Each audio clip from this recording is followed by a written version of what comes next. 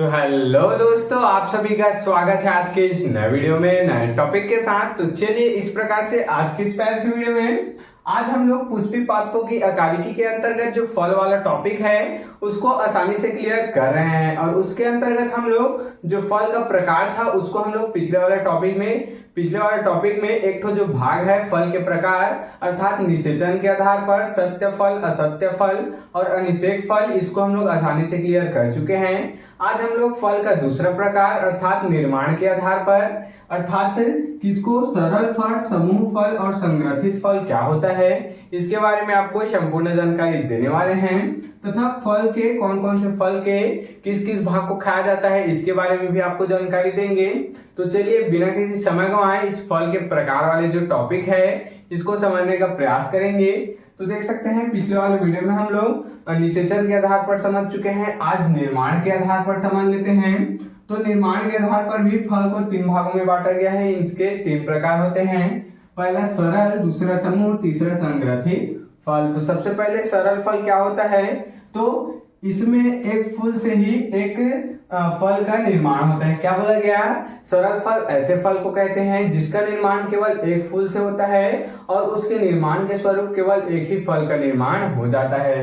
अर्थात इसमें एक फूल और एक फल ही भाग लेते हैं। अर्थात एक फूल से एक ही फल का निर्माण होता है। जैसे कि उदाहरण में है आम हो गया, अमरूद, चावल, गेहूं, ये सब होते हैं। इसके अलग अलग फूल होते हैं और अलग अलग फूलों से अलग अलग पादप का अलग अलग यहाँ पर फल का निर्माण होता है, अनाजों का निर्माण होता है। इतना क्लियर हुआ। चलिए दूसरा देखेंगे, दूसरा है समूह फल। अब समूह फल क्या होता है, तो इनमें एक फल से कई फल बन जाते हैं। देख सकते हैं इसमें कैसा होता था, सरल फल में इसमें मान लो एक फूल है तो इससे केवल एक फल का ही यहाँ पर निर्माण होगा। और जबकि इसमें क्या बोला गया है, समूह फल में इसमें एक फूल से कई सारे फल। अब मान लेते हैं इसमें एक फूल है, ये मान लेते हैं ये एक फूल हो गया। अब इससे कई सारे फल का यहाँ पर निर्माण हो जाता है, इससे कई सारे फल का यहाँ पर निर्माण हो सकता है। तो उसी को बोला गया है, इसी को समूह फल कह दिया जाता है, जिसमें एक फूल से कई सारे फल का निर्माण होता है, उसे ही समूह फल कहते हैं। और यह समूह में रहते हैं। देख सकते हैं यह समूह में रहते हैं। अर्थात जो आम, अमरूद है ये सब क्या होते हैं, अलग अलग दाने के रूप में रहते हैं, जबकि ये है वह समूह के रूप में रहते हैं। जैसे कि स्ट्रॉबेरी हो गया, रसभरी हो गया, ये सब कैसे होते हैं, समूह के रूप में होते हैं। ये सब एक फूल से बहुत सारे इसका फल का निर्माण हो जाता है। इतना क्लियर हुआ। चलिए तीसरा देखेंगे, तीसरा है संग्रथित फल। अब ये क्या हो गया, जब कभी कभी किसी फल के निर्माण में बाह्य दल पुंज तथा दल पुंज भाग ले लें तो उसे संग्रथित क्या कहते हैं, फल कहते हैं। देख सकते हैं जैसे कि ध्यान देंगे यहाँ पर एक हम लोग यहाँ पर फूल का डायग्राम बना लेते हैं। ये मादा भाग हो गया फूल का और ये उसका क्या हो गया ये यहाँ पर पुष्पासन आ गया इस प्रकार से।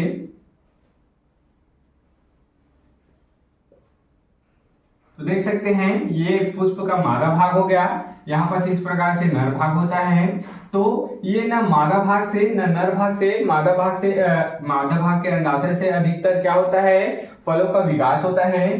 तो संग्रथित फल क्या होता है, यह फूल के मादा भाग से ना होकर क्या बोला गया, ध्यान देंगे यह पुष्प के ना मादा वाले भाग से होंगे, यह पुष्पासन से हो सकते हैं। लेकिन क्या बोला गया, जब कभी कभी किसी फल के निर्माण में देख सकते हैं संग्रथित फल क्या होता है, किसी फल के निर्माण में बाह्य दल पुंज तथा दल पुंज भाग ले लेते हैं। देख सकते हैं ये और ये दोनों भाग ले लेते हैं, इसको बाह्य दल पुंज और दल पुंज कहते हैं। तो उसे संग्रथित फल कह दिया जाता है। इसमें कभी कभी जो पुष्पासन है वो भी भाग ले सकते हैं। इतना क्लियर हुआ।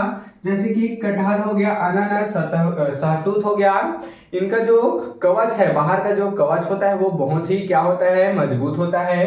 क्योंकि इसमें केवल पुष्प का मादा भाग ही नहीं, अंडाशय ही नहीं, इसमें उसका दल पुंज और बाह्य दल पुंज दोनों ही इसमें क्या करते हैं, भाग ले लेते हैं। इस कारण उसका जो बाहरी कवच होता है वो अत्यधिक मजबूत हो जाता है। जैसे कि आप देखे होंगे अनानास और जो कटहल है इसका जो बाहरी का कवच है बहुत ही ज्यादा मजबूत होता है, सख्त होता है, तो वो इसके कारण होता है। तो इस प्रकार से हम लोग अब जो फल के प्रकार है इसको भी समझ चुके हैं निर्माण के आधार पर।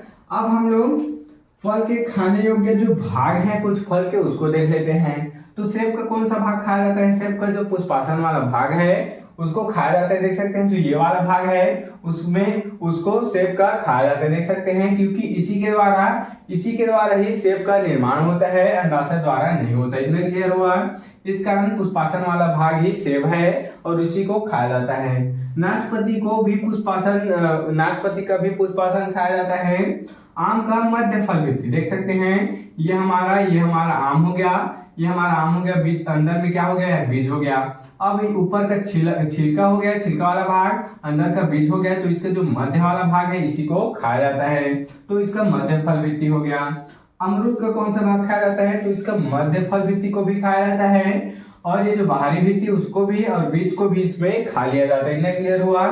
पपीता का भी मध्य फल वृत्ति, इसी प्रकार से पपीता होता है उसका भी मध्य फल वृत्ति खाया जाता है। नारियल का देख सकते हैं, इसको आप याद रखिएगा, बहुत इंपॉर्टेंट है, ये आपके एमसीक्यूज में कभी भी पूछ लिया जाएगा। नारियल का कौन सा भाग खाया जाता है? तो इसका याद रखिएगा भ्रूणपोष वाला भाग है उसको खाया जाता है।